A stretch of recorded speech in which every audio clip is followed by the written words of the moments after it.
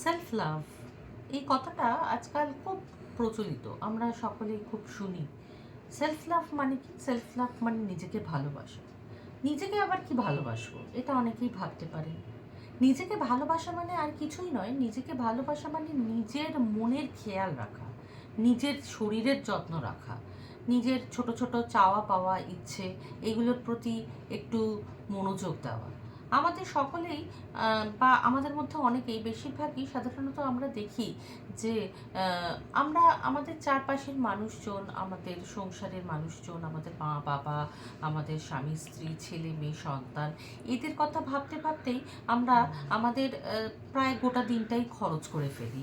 সে তার মাঝে গিয়ে নিজের কথা আর আলাদা করে ভাবা হয় না, নিজেকে ভালো রাখার কথা আর আলাদা করে ভাবা হয় না। এই জিনিসটা কিন্তু ভীষণ ভুল।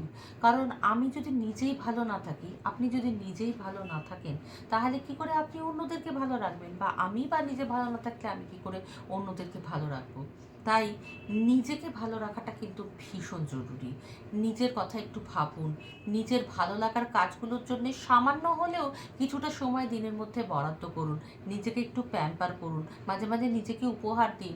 নিজের জন্য নিজেকেই গিফট দিন। হাতে যদি কিছু টাকা থাকে, যদি যারা আর্নিং, তারা তো তাদের হাতে যে রোজগারের টাকা থাকে সেটা দিয়ে অন্যদের গিফট টিফট দেন বা অন্যান্য খরচ করেন। তার পাশাপাশি নিজের জন্যেও কিছু টাকা খরচ করুন। বা যারা হয়তো রোজগার করেন না সেই অর্থে টাকা, তারাও হাতে টাকা এলে নিজেদের জন্য ছোটোখাটো জিনিস কিনে, নিজেদের পছন্দের জিনিসগুলো কিনে নিজেদের উপহার দিন। মাঝে মাঝে একটু বিউটি পার্লার যান, বা মাঝে মাঝে একটু নিজের পছন্দের খাবার বানিয়ে খান।